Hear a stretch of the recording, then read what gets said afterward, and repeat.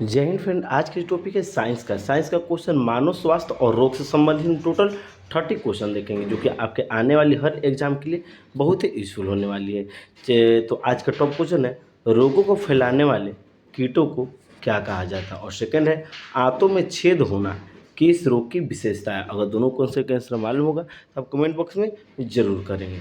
चलते स्टार्ट करते हैं आज का फर्स्ट क्वेश्चन से। आज का फर्स्ट क्वेश्चन है, ये आज के टॉप क्वेश्चन है कि निम्नलिखित में से कौन सी बीमारी केवल अफ्रीकी अमेरिका में पाई जाती है। ये कौन सी ऑप्शन के अनुसार से कौन सी बीमारी है जो कि सिर्फ अफ्रीका और अमेरिका में पाई जाती है। कौन पाई जाती है? तो ट्रिपोनोसोमियासिस ये जो रोग है ये केवल अफ्रीका और अमेरिका में पाई जाती है। और क्यों पाई जाती है इसका यहाँ पे पूर्ण डिटेल में हम यहाँ पे देखते हैं। अफ्रीका परजीवी ट्रिपोनोसोमियासिस एक परजीवी संक्रमक है जो मनुष्य को प्रभावित करता है। ट्रिपोनोसोमिया ब्रूसी प्रजाति के सूक्ष्म परजीवी अफ्रीका ट्रिपोनोसोम का कारण बनते हैं, जिसे कि लोकप्रिय रूप में नींद की बीमारी के रूप में जाना जाता है। कौन सी बीमारी? नींद की बीमारी के रूप में से जाना जाता है। ठीक है, ध्यान रखेंगे। अब देखते हैं क्वेश्चन नंबर यहाँ पे हम 1 देखते हैं। तो टॉप क्वेश्चन था, क्वेश्चन नंबर 1 था रोगों को फैलाने वाले कीटों को क्या कहा जाता है। रोगों को फैलाने वाले कीटों को क्या कहा जाता है? क्या कहा जाता है? तो वेक्टर कहा जाता है। क्या कहा जाता है? वेक्टर। वेक्टर जो नाम है ये रोगों को फैलाने वाली कीट का नाम है। किसका नाम है? रोग फैलता है, इसके कारण से ही रोग फैलता है। अगला क्वेश्चन देखते हैं हम। क्वेश्चन नंबर 2 देखते हैं। 2 क्या है यहाँ पे? चिकित्सा के जनक के रूप में किसे जाना जाता है? यानी कि चिकित्सा के जनक के रूप में किसे जाना जाता है, बताना है। किसे जाना जाता है? तो हिप्पोक्रेटस को। हिप्पोक्रेटस को चिकित्सा के जनक के रूप में जाना जाता है। किसे? हिप्पोक्रेटस को। ठीक है, ध्यान रखेंगे। यहाँ पर देखते हैं कि हिप्पोक्रेटस को चिकित्सा का जनक माना जाता है और अरस्तु को जीव विज्ञान का जनक माना जाता है। ध्यान रखें, चिकित्सा का जनक हिप्पोक्रेटस और जीव विज्ञान का जनक और अरस्तु को माना जाता है, जबकि एंटोनी वैन लेeuwenhoek को माइक्रोबायोलॉजी का जनक और एंटी लाइवेसियर्स को रसायन विज्ञान का जनक माना जाता है। यहाँ पे सभी प्रकार के दिया आप यहाँ पे देख लेंगे। ठीक है, क्या है? हिप्पोक्रेटस को चिकित्सा का जनक, ठीक है, एक पॉइंट हो गया, और अरस्तु को जीव विज्ञान का जनक। ठीक है, एंटोनी और लेeuwenhoek को माइक्रोबायोलॉजी का जनक और एंटोनी लाइवेसियर को रसायन विज्ञान का जनक। यहाँ पे दिया हुआ है, सभी पॉइंट आप देख लेंगे। चलिए तो अगला क्वेश्चन देखता हूँ। यहाँ पे क्वेश्चन नंबर 3 HIV का पूर्ण रूप क्या है? The human immunodeficiency virus. Human immunodeficiency virus ये HIV का पूर्ण रूप होता है। क्या होता है? Human immunodeficiency virus. ठीक है, अगला क्वेश्चन देखते हैं हम यहाँ पे। क्वेश्चन नंबर 4 देखते हैं। 4 क्या है यहाँ पे कि निम्नलिखित में से कौन सा गैर संक्रामक रोग सबसे घातक है? तो ये कौन सा है तो बताना है। मधुमेह। मधुमेह जो रोग होता है ये गैर संक्रामक सबसे रोग क्या खतरनाक है, घातक। इसके बारे में हम देख लेते हैं। यहाँ पे दिया हुआ है कि कैंसर सबसे घातक और गैर संक्रामक बीमारी है। कौन सी है? कैंसर। अनुमानन के मुताबिक 2017 में कैंसर से 9.6 मिलियन लोगों की मौत हुई, जबकि एड्स सबसे घातक संक्रामक बीमारी है। यह दुनिया भर में लगभग 36.9 मिलियन लोगों को प्रभावित करती है। मधुमेह और मोटापा गैर संक्रामक रोग है, फिर भी ये सर्वाधिक घातक नहीं होता है। ठीक है, अगला क्वेश्चन देखते हैं हम। क्वेश्चन नंबर यहाँ पे देखते हैं 5 क्या है? निम्नलिखित में से क्या बेरिसेला जोस्टर नामक वायरस का कारण होता है? तो रेबीज जो है ये बेरिसेला जोस्टर नामक वायरस के कारण से होता है। किससे? रेबीज के कारण से ये होता है। ध्यान रखेंगे क्वेश्चन को। अगला क्वेश्चन देखते हैं हम। क्वेश्चन नंबर 6 निम्नलिखित में से कौन सा एक रोगजनक जैविक एजेंट नहीं है? क्वेश्चन है निम्नलिखित में से कौन सा एक रोगजनक जैविक एजेंट नहीं है? कौन सा नहीं है? तो विकिरण जो होता है, ये जो विकिरण जो होता है रोगजनक जैविक एजेंट नहीं होता है। कौन सी नहीं होती? विकिरण। ठीक है, इसके बारे में हम यहाँ पर देखते हैं। बिजली, दबाव, गर्मी और ठंड के साथ विकिरण एक भौतिक एजेंट है जो बीमारी के कारण बनता है। माइकोप्लाज्मा, वायरस, कवक जैविक एजेंटों या रोगजनकों के उदाहरण है जो विभिन्न प्रकार की बीमारियों के कारण से बनते हैं। अगला क्वेश्चन देखते हैं यहाँ पे। क्वेश्चन नंबर 7 क्या है? निम्नलिखित में से कौन सा संक्रामक रोग है? तो खसरा। खसरा जो होता है ये एक संक्रामक रोग होता है। कौन सी? खसरा। कौन सी रोग है? ये जो खसरा जो होता है ये एक संक्रामक रोग है। कौन सी रोग है? ये खसरा जो होता है संक्रामक रोग होता है। अगला क्वेश्चन देखते हैं यहाँ पे। क्वेश्चन नंबर 8 डिप्थीरिया के कौन सा आयु वर्ग सबसे अधिक प्रभावित करता है? डिप्टीरिया के कौन सी वर्ग के आयु सबसे अधिक प्रभावित करता है? बताना है। इसका राइट आंसर क्या हो जाएगा? इसका राइट आंसर 5 वर्ष से कम। जो भी बच्चे 5 वर्ष से कम होते हैं उनको डिप्टीरिया की रोग सबसे ज़्यादा होती है। कौन से? 5 वर्ष से कम आयु के बच्चों को डिप्टीरिया का रोग सबसे ज़्यादा होता है। तो इसे ध्यान में इसे देखें, इस क्वेश्चन को देखते हैं इसके बारे में।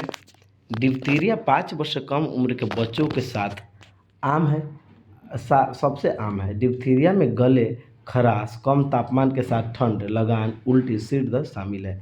गले या टॉन्सिल में एक भूरे रंग की झिल्ली बन सकती है जिससे आवाज़ बैठ सकती है और सांस लेने में भी परेशानी हो सकती है। तो 5 वर्ष से कम उम्र के बच्चे की ये रोग होती है। तो ध्यान रखेंगे इस क्वेश्चन को। और अगला क्वेश्चन देखते हैं हम। क्वेश्चन नंबर देखते हैं यहाँ पर 9। किस रोग के लिए स्वास्थ्य एवं परिवार मंत्रालय द्वारा टेस्ट एंड ट्रीट नीति प्रारंभ की गई? यानी किस रोग के लिए स्वास्थ्य एवं परिवार मंत्रालय द्वारा टेस्ट एंड ट्रीट नीति प्रारंभ की गई? किसके द्वारा? तो HIV, ह्यूमनो एफिशिएंसी, HIV के द्वारा ये जो रोग है तो टेस्ट एंड ट्रीट नीति की प्रारंभ की गई। किसके द्वारा? HIV के द्वारा। ठीक है, ध्यान रखेंगे। अगला क्वेश्चन देखते हैं यहाँ पर। क्वेश्चन नंबर 10 क्या है? बच्चों को टिटनेस, काली खांसी, डिप्थीरिया से बचाने के लिए दिए जाने वाले संयोजन टीके का नाम निम्नलिखित में से कौन सा है? देखिए यहाँ पे जो क्वेश्चन है, BCG का टीका, DPT का टीका, HIV का टीका और टैप वैक्सीन, ये सभी एक प्रकार का बच्चों में ही दिया जाता है। लेकिन क्वेश्चन कर रहा है बच्चों को टिटनेस, काली खांसी और डिप्थीरिया बचाने के लिए बच्चों में कौन सी टीका दी जाती है? तो DPT का जो वैक्सीन होती है वो दिया जाता है ये सब से रोग बचाने के लिए। ध्यान रखें किसका? DPT। यहाँ पर देख लेते हैं हम पूरा डिटेल में।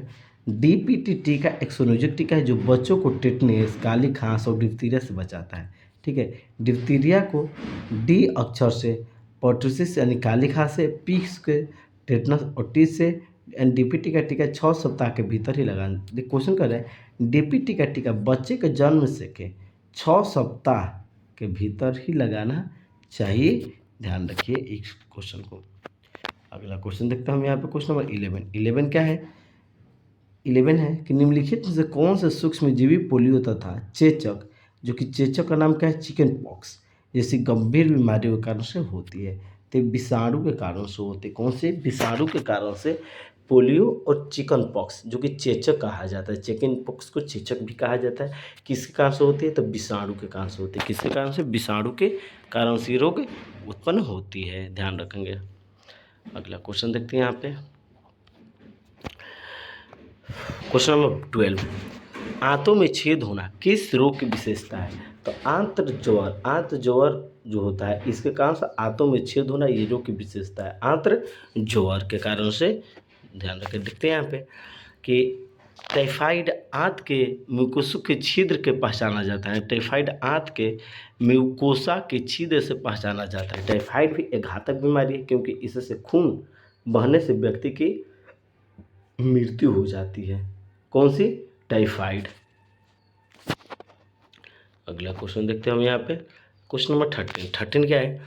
चेचक के लिए टीका किसने प्रदान किया? यानी कि चेचक की खोज किसने किया? किसने किया? एडवर्ड जेनर ने चेचक के टीके का प्रदान किया। चेचक के एडवर्ड जेनर ने। किसने? एडवर्ड जेनर ने इसे खोज किया था।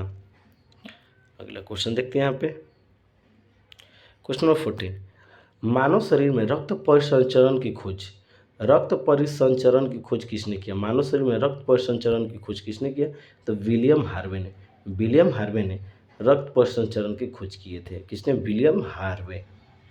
देखते हैं यहाँ पे कि विलियम हार्वे ने मानव शरीर में रक्त परिसंचरण की खोज की। रॉबर्ट हुक ने कोशिकाओं की खोज की। रॉबर्ट ब्राउन ने कोशिका में केंद्रक खोज की। कार्ल लैंडस्टर ने रक्त समूहों की खोज की।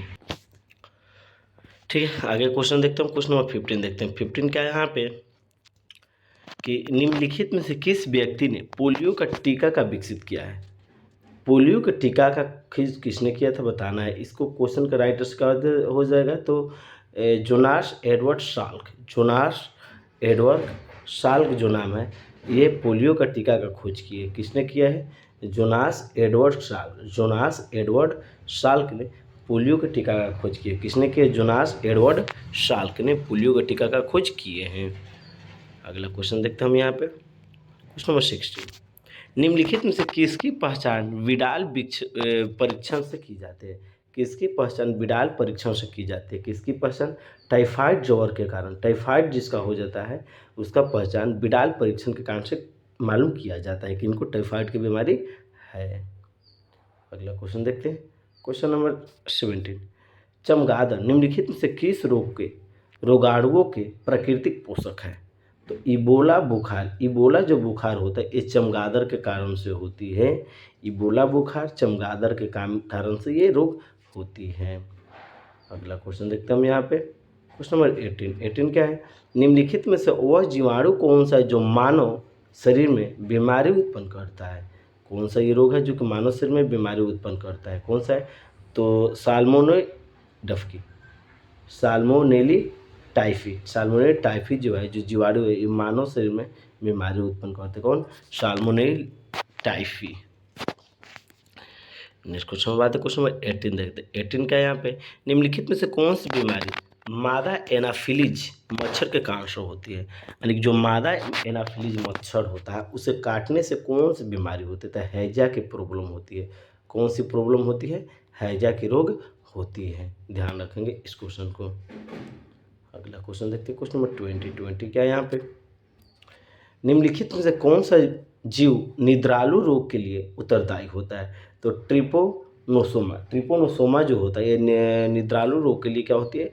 जिम्मेदारी होती है इसको। अगला देखते हैं यहाँ पे, क्वेश्चन नंबर 21। मानव में बैक्टीरिया के संक्रमण का सबसे आम इलाज क्या है? एंटीबायोटिक्स। कौन सी है? एंटीबायोटिक्स, जो कि मानव में बैक्टीरिया के संक्रमण का सबसे आम इलाज है। क्या? एंटीबायोटिक्स खाओ आप, सही हो जाएगा। तो आज के लिए इतना ही, धन्यवाद।